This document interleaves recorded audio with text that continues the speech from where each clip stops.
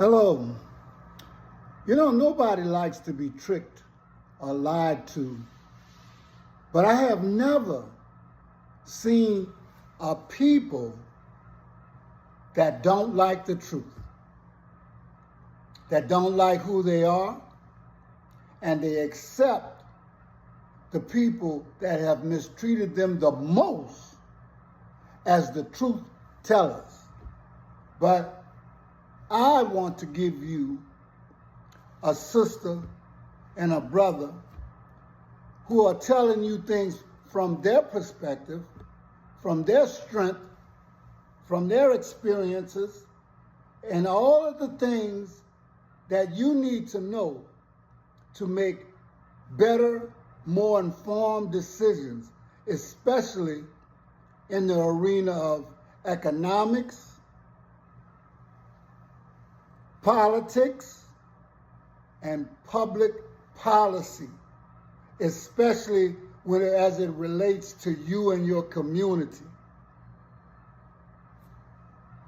No more talk. Some of the most amazing people on earth, people so powerful, with well-established religious systems, educational systems, people so strong that they didn't know how were we going to conquer such a people. So they sought out to defeat us where it matters the most, which is the mind. They sent missionaries to come to Africa and teach us about religion. They told us about a place called heaven, where there are angels, the most beautiful. Everybody wants to grow up to be an angel. And they said those angels are white. And they said there's a place called hell. And there is a devil, a monster that everybody needs to shy away from. The mean person. And that devil is black. And prior to that, we had gone to school. They taught us about the colors, white, blue, black, orange, yellow. But they picked up two colors, black and white. They gave attributes to the color white, and they gave attributes to the color black. And as an afterthought, they said, oh, by the way, those angels we told you about, they're white, just like us. We may not look like this white sheet of paper, but don't worry about that. We are telling you that we are white, like the angels. And you may not be black like this tablecloth, but don't worry about that. We are telling you that you're black, like the devil. And when we call you black, you own everything, all the attributes that we have given to the color black. And when you call us white, you give us all the attributes that we have told you come with the color white. This was centuries ago, my brothers and sisters. And what did we say? We said, Amen. We're great with them. I call that number one lie. I don't know about all of you.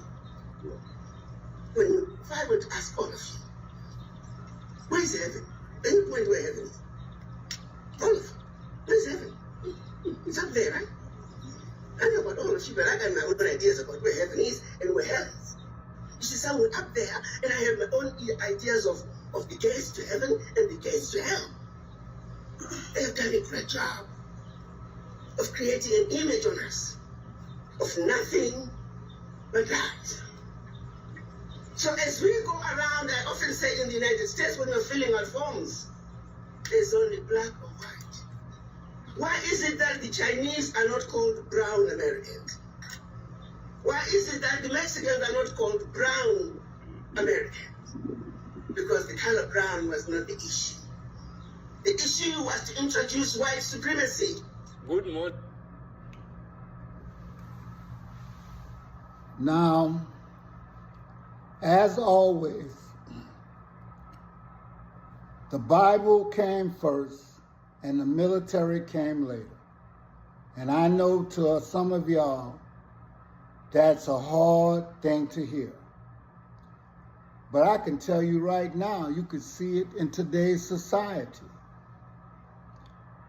You give all your money to the church sometime, But what do you get back?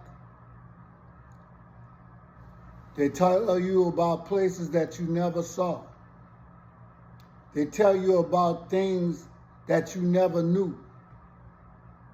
But the things that are within you and the things that you saw and the things that you knew, and I'm talking about your ancestors, I'm talking about that spirit inside of you, those things you reject. You are so busy trying to be something that you are not, that you are failing to be the greatest thing that you are. Now, I can tell you all of these things, but if you don't believe it yourself, then I'm just talking to that wall. If you think I'm lying, just try your best to put your mind to do whatever you think you want to do. But this time, do it with all your heart, your mind, your body, spirit, and soul. And then come back and tell me if I'm lying. Apply yourself and see what the outcome will be. We can look at our beautiful sisters and we already know the outcome. Now I'm going to give you to somebody who's going to tell you the rest. City or state or government which takes our tax dollars, channel some of these dollars right back into the Negro community and establish better schools in the Negro community with better teachers, with better curriculum. And one of the most important ingredients in that curriculum must be the culture, the lost culture of the Negro. So some effort must be made to restore the cultural roots of the Negro in the school system where Negroes attend. You seem to have had a change of heart in your attitude toward Negro leaders in the civil rights movement. What position are you taking now? Well, I think that the problem itself is so big that all of the so-called Negro leaders should try some way to forget our differences.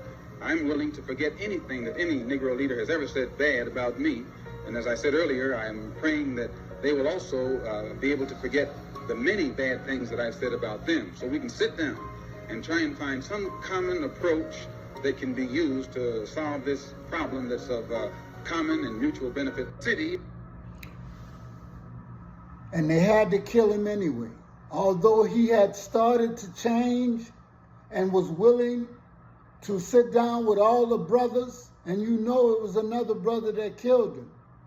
But as Kwame Ture said, we have to sit down with the Toms.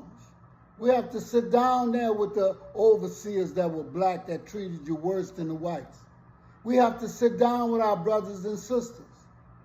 Do I agree with all the things that they say? No, but they're my elders. And I've learned in my little time on earth that I have to have respect for my elders. And even when I don't agree with them, I have to take into consideration what they're saying.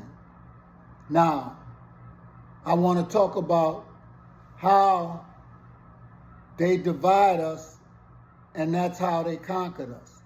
Not only did they do that in Africa, they did that in America, they did that over in, in fact, they did that everywhere on the earth.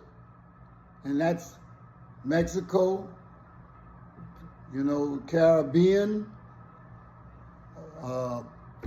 Brazil, which they have more black folks than probably anybody of all of the people that came from Africa. You didn't, and all of you don't have to say anything about you're not African. That's okay, because one day, sooner or later, you'll find out the truth. Because even if you were here, you still came from Africa. Now, the deal is this, everybody did, according to what I understand. And it's okay if it's not the truth, okay? I'm going to believe what I want to believe too. Take a listen from these people and understand what they're trying to tell you.